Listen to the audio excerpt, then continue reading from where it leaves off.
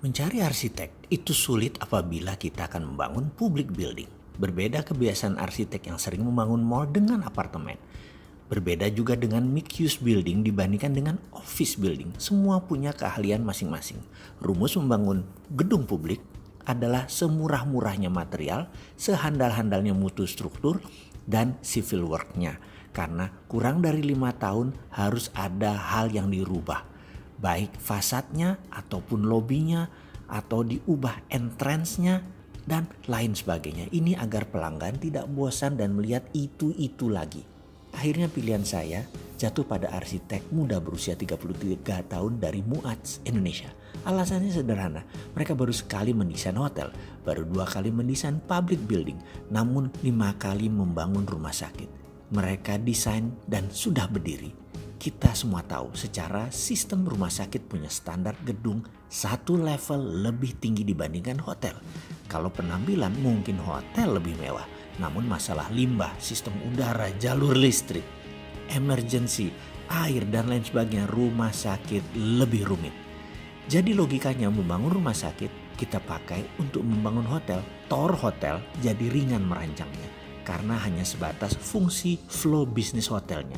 Urusan STP, WDP, listrik, water system, dan lain sebagainya sang arsitek jauh lebih paham karena urusan limbah rumah sakit jauh lebih rumit dibandingkan hotel. Hari itu adalah pertemuan yang kelima dalam 2 bulan. Sudah 4 kali ganti desain bentuk bangunan. Waktu semakin mepet, wajah tim arsitek terlihat bertekuk terus. Saya selalu ingin hal yang lebih efisien di mana dalam jangka panjang hal itu perlu agar cost atau biaya rendah bisa tercapai. Misalnya, lebar koridor yang tadinya 150 cm diubah jadi 130 cm. Bagi saya 20 cm kali panjang gedung kali tinggi tembok adalah uang. Lalu tadinya Eternit lalu diubah pakai beton expose. Itu untuk efisiensi. Lalu menambah luasan restoran, menambah ruangan meeting. Itu adalah fungsi bisnis. Setelah pertemuan kelima dan perubahan 4 kalinya atas bentuk dan fungsi, ternyata saya masih kurang puas karena luas bangunan masih terlalu besar. Saya ingin membangun 88 kamar, gedung 4 lantai sehingga tidak memerlukan standar gedung tinggi, cukup seperti membangun ruko pondasinya. Ruang meeting harus lebih dari 500 meter untuk 400 orang dan 3 ruang meeting kecil yang kapasitasnya 100 orang. Masing-masing harus tersedia. Selagi meeting ini tiba-tiba Babe masuk. Sang Babe datang memperhatikan sekilas presentasi dan komentar. Salah ini semua. Hah, kami tersentak kaget. Kalian itu mau duit kan?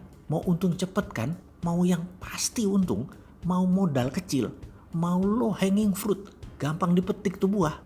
Kalau mau itu semua yang kalian kerjakan, ini salah. Saya yang paling shock dengan komentar tersebut. Ruang meeting pun hening, yang isinya tim arsitek dan tim manajemen saya. Tapi saya all ears, telinga saya pasang. Saya pendengar yang baik deh rasanya. Dan saya sangat open mind. Menurut saya dia adalah orang yang sangat out of the box pemikirannya. Di mana saat itu dia datang ke kantor menanyakan apa yang sedang saya lakukan sehingga dia masuk ke ruang meeting itu. Tapi bagi saya dia masuk itu adalah bagian dari kehidupan kami yang sudah 30 tahun kami bermitra berbisnis bareng dan menjadi mentor saya dia itu. Dia pun kemudian mengurai selama 15 menit apa yang dia maksud dengan salah dan bagaimana kalau dipakai strategi ini. Bisnis modelnya adalah ini. Kami di ruangan itu mengangguk dan saya dalam hati terkagum juga dengan apa yang dikatakan tersebut. Masuk akal, sederhana, dan low hanging fruit. Cepat panen. Ada yang mau tahu detailnya? Segera setelah video ini.